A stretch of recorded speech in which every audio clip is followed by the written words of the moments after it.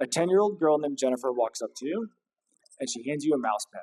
And it is worn out from hours and hours of aim training, util, everything, right? She says, I want to be just like you one day. I want you to look into that camera, and I want you to speak to me. What is your first memory of playing Counter-Strike? I'd say my first memory of playing Counter-Strike was when I was on my Xbox 360, and it was Counter-Strike Global Offensive was out on the 360, and that's how I ever first found out about it. I played it on a controller for the first time, and I was like, oh, this is kind of fun. And then I went and looked it up on Twitch, and I fell in love with it, and the time I couldn't afford, to buy a PC or anything. So I would constantly try to play on my dad's old work desktop, and it wouldn't be able to run it. I'd be 30 frames crash all the time. And then I finally got a laptop, and I could play on around 30 FPS. And that's how I first got into the game. I think my first memory of playing CS is just with my high school mates. We were playing Duster, that was the shit back then. Didn't quite get into ESA or Face It yet. But yeah, MM was the way. What got you started? My friends in high school, they were just come try Counter-Strike. And I was like, okay. I installed it, and I've been kept playing it for... My first memory of playing CS would be 2002, maybe something like that. I think it was not yet 1.6 at least. We were playing 1.5 in the local internet club. So for me, at that time, it was when I was going with my classmates into the local internet club, because we didn't have PCs at home or anything like that, and we had to play something. And there was two games that were super popular at that time. One was CS 1.5, and the other one was Mu Online. You probably never even heard of it. Mu Online. It's it's an Korean MMORPG, but basically that kind of thing, right? So sometimes we would play one game, sometimes we would play the other one, and actually during that time, I started moving more towards MMORPGs than shooters.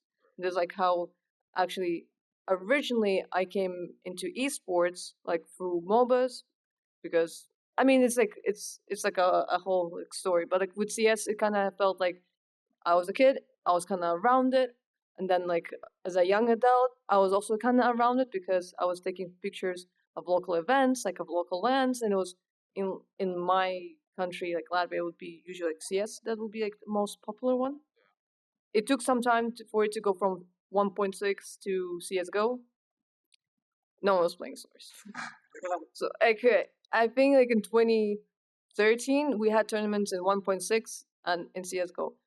No Source. It did not exist. At least I think so. In our scene. So I think what kept me going along with that game was just the feel of it. I think when it's like if you play multiple sports and then you find the one that you really like, because I used to be into Call of Duty a lot, obviously on the Xbox, and then I found Counter-Strike, and that was I can't leave. I'm addicted. I think it just had to do with the progression, because I always liked seeing myself get better. So it made me want to stick to the game more, just to see me progress. So what made you go from casual, likes to play the game, to okay, I'm gonna sweat super?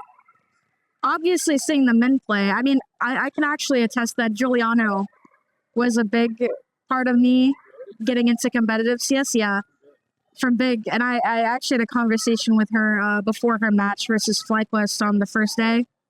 And I told her, I was when I was 15, I watched you, when you 1v1 Cadian, and you did all that stuff and you beat him. And I used her crosshair for 3 or 4 years after that. She was, in terms of, can I do it as a female? She was a big inspiration to me when I was younger, because it made me realize that girls can be as good as the guys, and that her name was out there. But that was the first ever female player I think that I ever saw that inspired me when I was younger. I think it's because the dopamine you get when you hit a clip. Yeah. when you hit a clip, you do like a big play. It feels good, and I was also like sharing a lot of the clips like throughout my career, and Like I Twitch? on Twitter, yeah, on Twitter a bit, and then I streamed a bit, and I was getting clips still on while I was streaming, so it just feels good when that happens. Oh, it took a while. I mean, I played co-ed Counter-Strike for years. I mean, probably, I don't even know, 7 years, 6 or 7 years I've been playing the game in total, I believe. That entire time, did you think that was going to go for sure? I don't think I ever really doubted myself in the fact that I knew I could be good enough to do it, but it was more just about the access to getting your name out there and having tournaments to play in, because obviously when you're younger, it's hard to go to Fragadelphia and stream, especially if your parents, back then it was a little different, I think, than it is now. So accessibility, I think, is a huge part of being able to go professional, making sure you grow your own brand, streaming, networking, and just kind of picking people's brains. And I think that's kind of what set me forward. Honestly, it did a lot for me because I remember having conversations with Goose Breeder, that her and Flashy would watch my streams because I set it up in a way that they could hear me talk, but they couldn't hear my team. So we were able to keep like strats private and all that kind of stuff, but they were able to see my activeness and how I fit in a team format. And it like pushed them to say, like, saying, "Oh, she always tries it around. Like, she never gives up. She talks a lot. She communicates." And so I know that played like a big role in my success when it came to that. No, I don't. I never thought I would play professionally. I think my first tournament actually was Intel Challenge Katowice in 2019. I think then I knew I wanted to try being a professional because I saw how professional the CLG Red girls were. Like, they were the ones to look up to back then in 2019, and the whole jersey, everything, like, it really inspired me. So but I didn't like actively, try to search for opportunities to do so. Like, I just kept playing my game, and people reached out, like, just from team, and then like my mixed team in Australia, they reached out, and it just like snowballed from there. It was hard. Like I said, I played in a male scene, and I started off in the male scene, and most of the female didn't want to play the game because gamings are boring and stuff. So it was very rough. I grew up with two brothers. it was a very hard childhood. You have to compete, and do things. But I joined because that's the thing. I went to a cyber cafe and they had a tournament. So I watched two teams play the final in Malaysia, and the first team, the best team in Malaysia that won. What caught my eye is the second team. I wanted to always join a team that is not the best, and I wanted to be the best instead of joining the best and be the best. So I always had this mentality, and yeah, I worked quite hard, play the game, and for so long. After that, I think about 2 years, they recruit me to the team that I wanted to join, and put me as a sixth, not even as a fifth player, because it's, like I said, it's a male team. They put me as a sixth, and my job is to sit and learn and see if someone can't make it to a tournament, I can play. And I got my one shot, and I played that tournament with all my heart, and I became the fifth in the team after that. So from there, sky's the limit. I tell myself, whatever, like, I can't remember how hard I pushed myself, but I'm guessing right now today it's not a normal type of, I pushed myself quite hard. So I never had like the situation of like I want to be one of the greatest ones. I wanted to improve because like for me it was like I played different games, including different games, including like World of Warcraft and things like that. But then like I got like into League of Legends and wanted to be better. I started watching streams of professional players and then I started like watching tournaments, and that's how I got into esports because like, oh, this is like so cool. I went to what was back then called LCS, now it's called LEC, like in 2013, like to the ESL studio in Cologne. I got to enjoy the environment. I was like, oh my god, this is so cool. If I could, like maybe be a part of this, like because like my job, that would be super cool. So I came back home where there's like no scene. I was like, okay, what can I do? And what I did was, whenever we had like some local lands, I would be like, hey, I have a camera. I can come over, take pictures for free. We're gonna publish them like either like on the local forum or like on Facebook, because back then Facebook was still big. People will get tagged, and there's gonna be like more action. People will be like talking about it. So that was kind of like the way of how like I got into esports, and like since then, I would get interested in the game, and I'm like instantly like I must watch the esports part of it, because that's how you know like where's the limit and what you like, which way you kind of need to move yourself. I think the easiest change for me is just replacing like the finals impact match with the show match of IEM.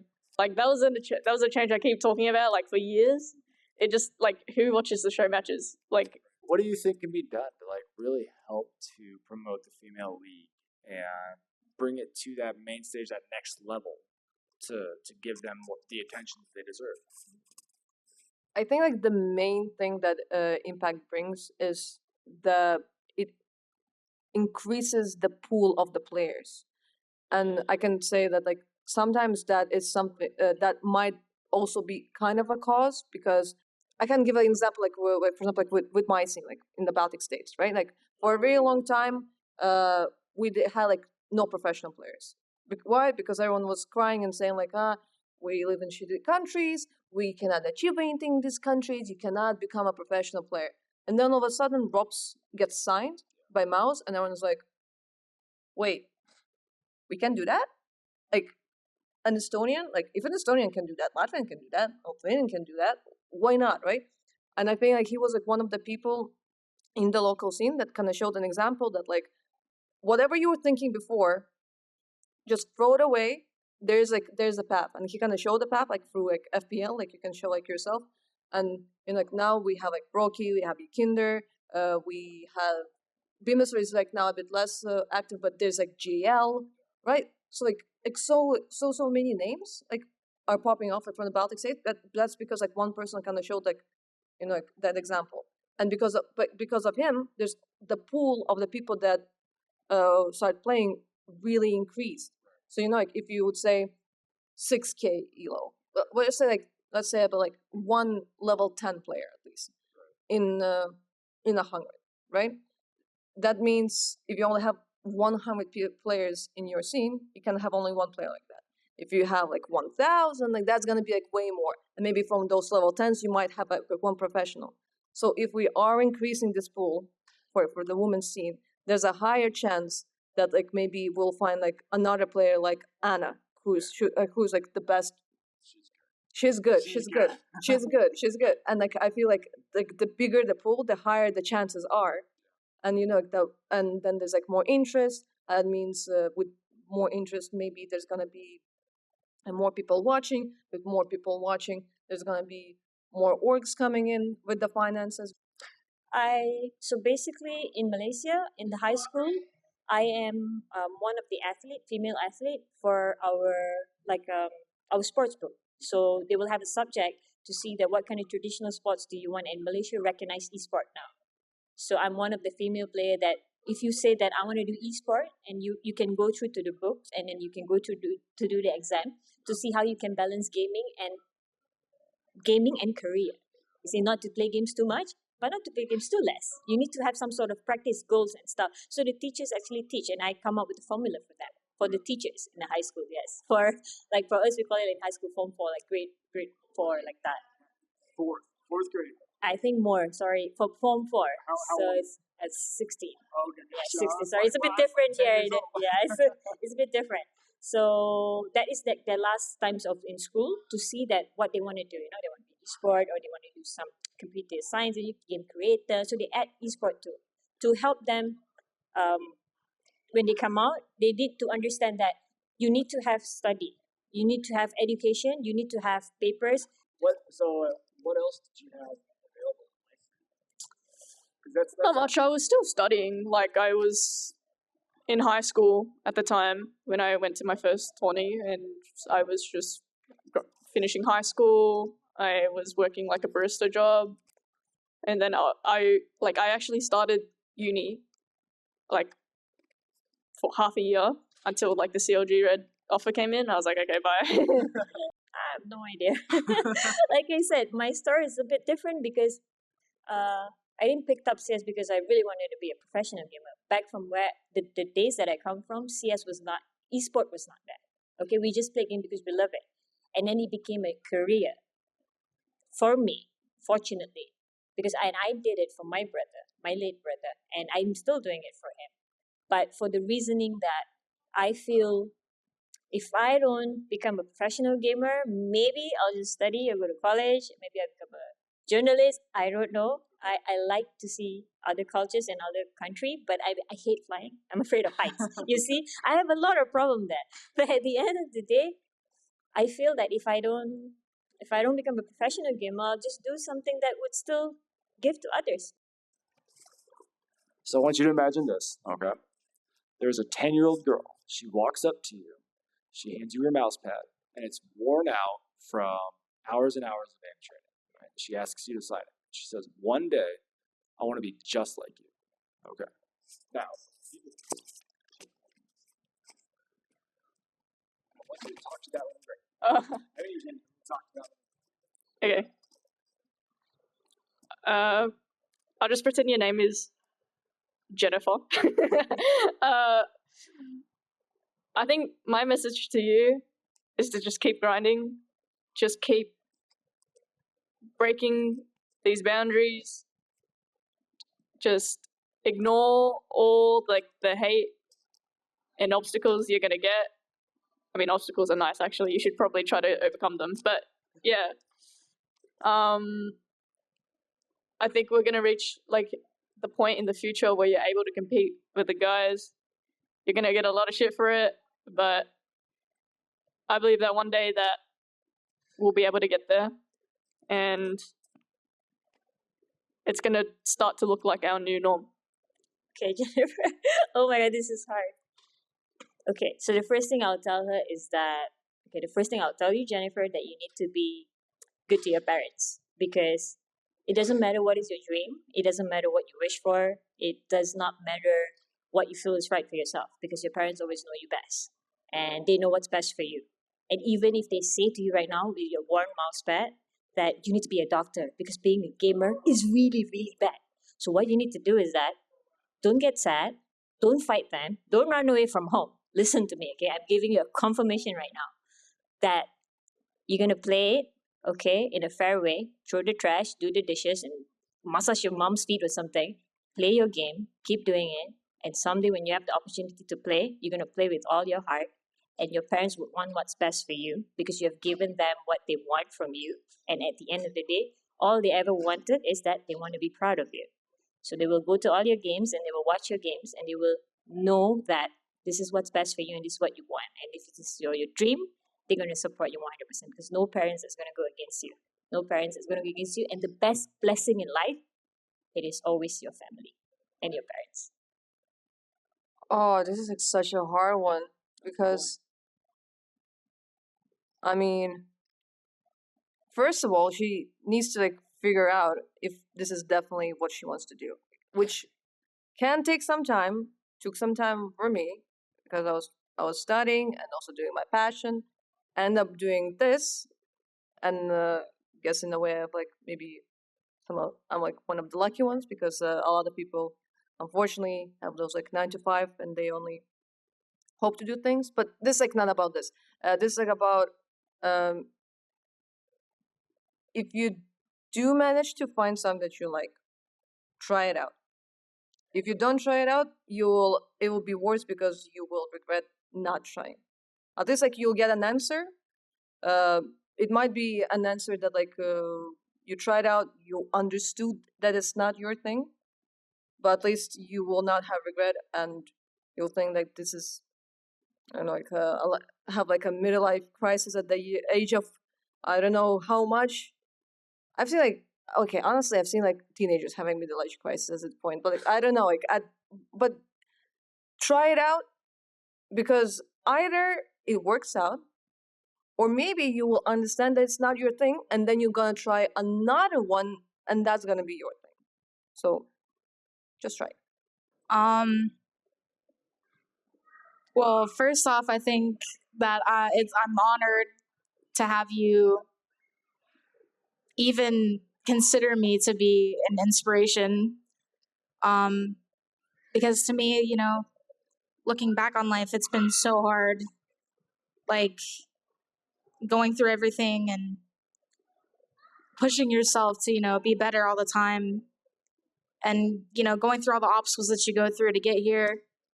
I definitely say that I appreciate you for just saying that, and to just keep working and don't let anybody get in your way. Don't let people tell you you're not good enough, and always believe in yourself before relying on other people to do so, because you're the only one who has your own back. And just don't let anybody ever tell you you can't do something. Find real people who will support you in life. Find real friends, people who will always believe in you no matter what. And your success is your belief in yourself.